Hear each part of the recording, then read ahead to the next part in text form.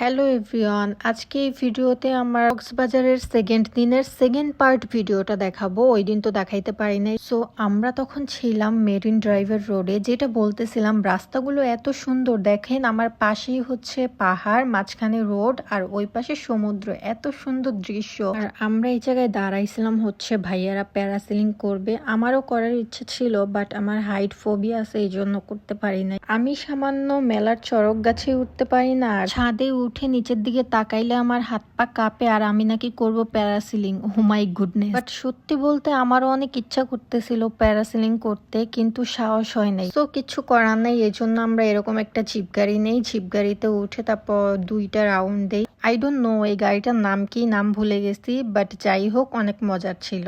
তবে আরো বেশি ভালো লাগতো যদি একা চালাইতে দিত। এই লোকটাকে বলতেছিলাম যে একা চালাইতে দেন, উনি নাকি সাথে থাকবে। ওনাদের নাকি এটা নিয়ম নাই গাড়ি যদি নিয়ে চলে যাই। বলেন তো গাড়ি নিয়ে কোথায় যাব ওনার সামনে থেকে। এই লোকটাকে অনেক রিকোয়েস্ট করেছিলাম যে জাস্ট 1 মিনিটের জন্য দেন, আমি একটা ভিডিও করব।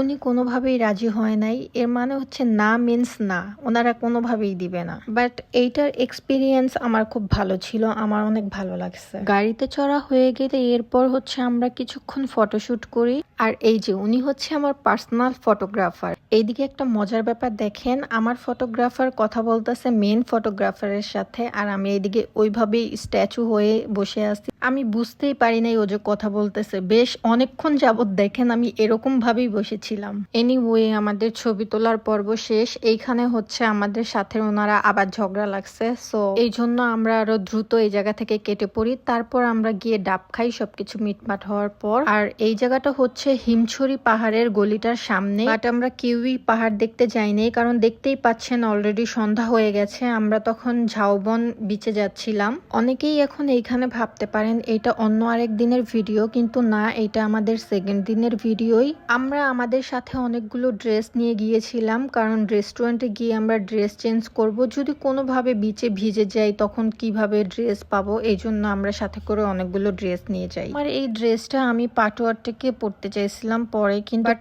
তখনই দেখেন সূর্যটা প্রায় ডুবে যাবে। এর জন্য আমাদের ওই দিন আর কোথাও যাওয়া হয় নাই। আর ওই রাস্তাতে নাকি এত জ্যাম ছিল, এই জন্য তাড়াতাড়ি বের হয়ে যাই আমরা এই বিচ। এরপর আমরা আমাদের প্ল্যান চেঞ্জ করে মিনি বান্দরবন যাইতে চাই, কিন্তু ওইখানেও এত জ্যাম ছিল আমাদের যাওয়াই হয় নাই কোথাও। তো ওই দিনের মতো আমাদের যা যা প্ল্যান ছিল সব ওইখানেই ক্যান্সেল করে দেই। এরপর আমরা ওইখান থেকে ব্যাক চলে আসি। তারপর মাঝ রাস্তায় আমরা এই রেস্টুরেন্টটায় আসি একদম সন্ধ্যার দিকে দুপুরে লাঞ্চ করার জন্য। কক্সবাজারে আমরা যেই 3-4 দিন ছিলাম, এক বেলার খাবারও আমরা ঠিকঠাক টাইমে খেতে পারি নাই, মানে লেট হয়েই যাইতো। এরপর আমি রেস্টুরেন্টটা পুরো ঘুরে ঘুরে দেখতেছিলাম। এটা ছিল রুফটপ। রেস্টুরেন্টটা অনেক সুন্দর ছিল। আর ওই মুহূর্তে আমাকে দেখেই হয়তো বুঝতে পারতেছেন আমার মনটা অনেক খারাপ ছিল, কারণ কোনো কিছু প্ল্যান মতো হচ্ছিল না। সবকিছুতেই কোনো না কোনোভাবে প্ল্যান ক্যান্সেল হয়ে যাইতেছিল। যাই হোক, এখন বলি রেস্টুরেন্টটা যেরকম সুন্দর, রেস্টুরেন্টের খাবারগুলো অনেক মজার ছিল। ভাইয়ারা এত খাবার খাইছে ওই দিন সবাই মিলে, কিন্তু আমি কিচ্ছু খেতে চাচ্ছিলাম না, কারণ আমার মন ভালো ছিল না। আর তাছাড়া আমি এমনিতেও সি ফুড খেতে চাচ্ছিলাম বিচের সামনে, এই জন্য আরো কিছু খেতে মন চাচ্ছিল না। পরে দেখি যে সি ফুড নুডলস অর্ডার দিছে, আর এই নুডলসটা ভাই এত মজার ছিল, জাস্ট বিলটা দেখেন।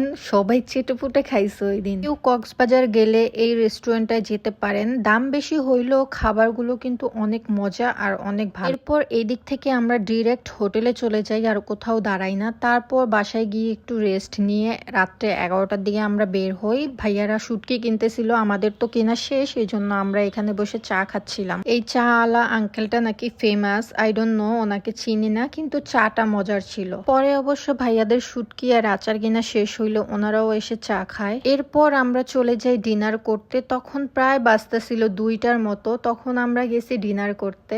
এইটা ছিল মেবি শালিক রেস্টুরেন্ট, সি মুন হোটেলের পাশেই। এই রেস্টুরেন্টের ডেকোরেশনও অনেক সুন্দর ছিল, খাবারগুলো মোটামুটি ভালো ছিল। তো ওই দিন রাতে আমরা 4 জন এইখানেই ডিনার করি, আর সাথে যেই ভাইয়ারা ছিল আরো, ওনারা চলে গিয়েছে নারায়ণগঞ্জ। আজকে আর কিছু করি নাই, খাওয়া দাওয়া করে আমরা ডিরেক্ট হোটেলে চলে যাই। সো আজকের মতো আল্লাহ হাফেজ।